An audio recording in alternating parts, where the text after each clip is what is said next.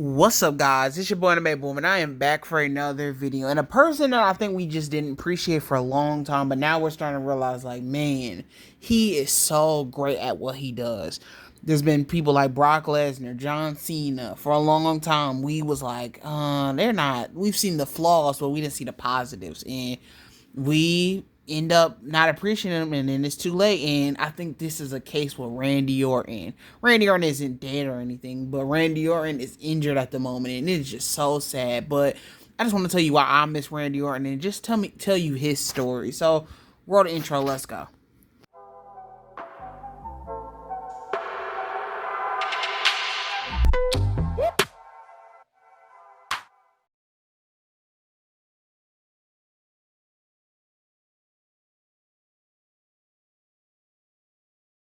Okay, 2002, Randy Orton was coming into the WWE, and he started up really well. He won the Intercontinental title like his first year in. Then, like 2 years in, he won the WWE Championship.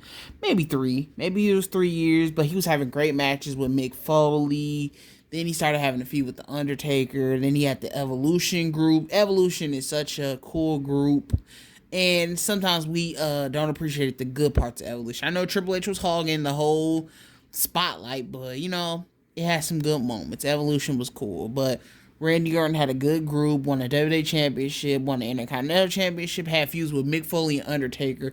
He was on a hot run at the beginning. He was doing a very good job. And then he had his 2007 to 2011 run. That man was on a run. This is when he became his own man. This is when he became a solo star. This is when he started to slim down.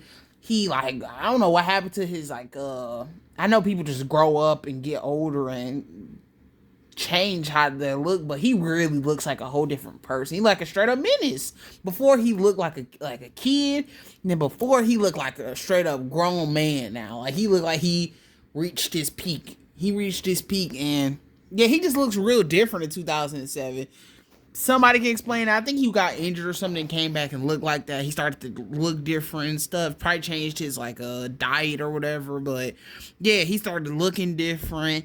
And then 2009, he started just punting people in the head. He started RKOing women, and he was messing with everybody, going to people's houses and fighting them and all of that stuff. Randy Orton was tripping at the time, and then he created a legacy, a banger group, and then yeah, then he won the WWE Championship multiple times, fought John Cena multiple times, and then yeah, Randy Orton was just on a run, man. 2011 in his early career, he was just killing it. So let's go to the next part, and I think this is the part where people didn't like Randy Orton anymore.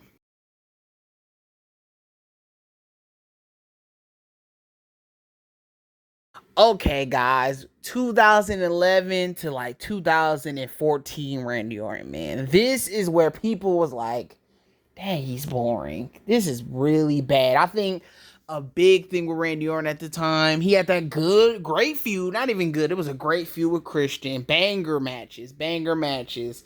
A big thing with Randy Orton, I think at the time, a lot of people didn't like him. And I think, I would say, including myself, but I really stopped watching wrestling 2011 to 2014.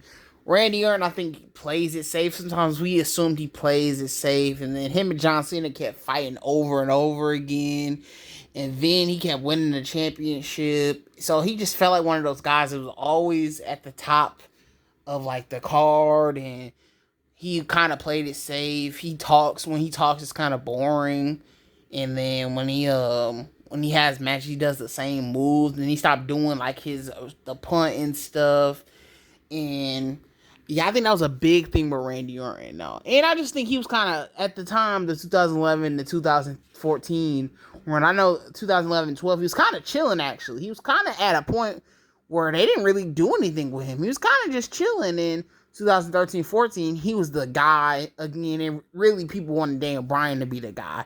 So I think this is just the bad years for Randy Orton. And it wasn't even bad. It just was like, yeah, we don't really want you, Randy Orton. Like, we don't want to see you, really. We good off you, man. You was good, and now you're not good anymore. But now looking back on it, I think we should appreciate it more. It was really some good stuff in there. I like the Authority. The Authority is great. The Authority is great. They're a great group. And the 2011 when he was chilling, I like when wrestlers get the main eventers get those periods where they just chilling and stuff, where you have to feud with Christian and stuff, and Mark Henry and Big Show and all of that stuff, when he was trying to win the Money in the Bank and the stuff with the Shield and all of that, his feud with Kane. I like that whole period with Sheamus. I didn't like those matches with Sheamus. I mean, not Sheamus. I like that period with Randy Orton, but I don't like those matches with Sheamus. But Randy Orton had a boring period. I won't lie. He had a boring period.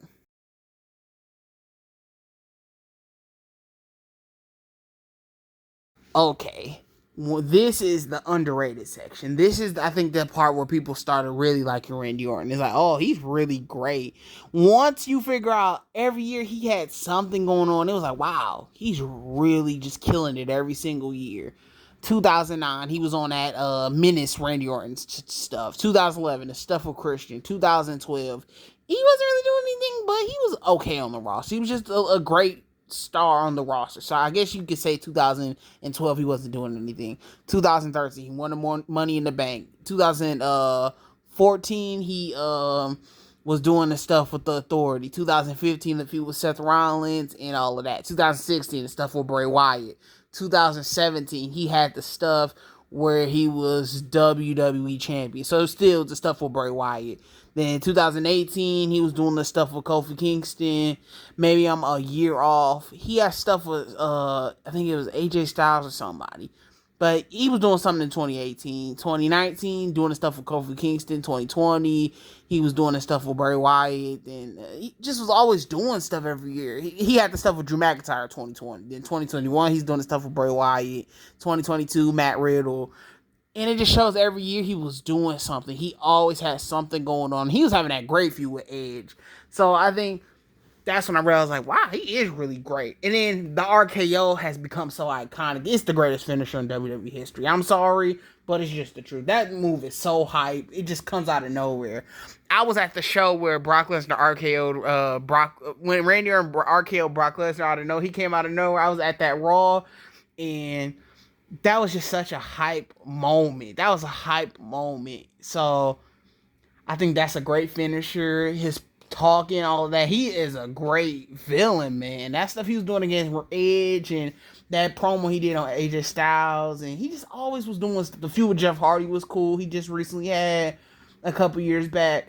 But yeah, Randy Orton's just very underrated on the microphone, the ring and stuff, and I appreciate that now. I really do appreciate that now.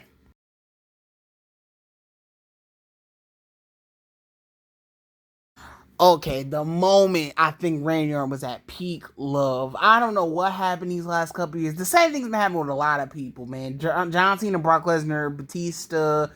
It's a lot of people we didn't appreciate. It's like now we really do. I think we're starting to appreciate them way more. And I think it was happening with Randy Orton. The stuff with Riddle, I didn't really care for because Matt Riddle sucks. I'm sorry. He sucks to me. That character is trash. But Randy Orton was carrying it, so it worked. And it was like people really liked Randy Orton, man. He was the star of that thing. So he got hurt, man. He got hurt. And it's been hitting so it's been hitting a lot, man. Cause like he was always there. He never was really hurt like that. He always stayed consistent. He has to be one of the I think he actually has like the most matches or something in WWE history. He's up there. He's been on a run. So he got hurt, and I feel like this is the time we need the legends the most. Like, it ain't really that many legends around anymore, and he was one of the guys that was around all the time, was still great, and did everything he needed to do. So it's just sad that he is now injured, man. He's been gone for like a year now, maybe almost 2 years, and man, I just want Randy Orton back, man. It's sucked. It sucked, and they're saying he might not. They don't even know if he's gonna wrestle again, and it's crazy how serious it an injury can be, man, because I guess it just built up over time. He never got hurt, so maybe it was a build of like, you think these people are invincible because they always around, and they end up having the worst injuries at eventually, because that's what happened with Dean Ambrose. I was like, man, I thought he was never gonna leave WWE because like he's always the most consistent. He was the most consistent one. I thought like that was cool. And then he had that infection and got hurt. And then he left WWE. He was gone. So it's just shocking what an injury could do, man. You never know how somebody's body is working. So, and it's just the fans want him back. I want him back. We all want him to face Roman Reigns, and that would be such a great feud, man. So, I just miss Randy Orton. I really miss him. He was a great performer, one of the best. He's up there. And yeah, tell me how y'all feel about it. Do y'all miss Randy Orton? And I'll see you on the next video. Anime Boom out. Peace.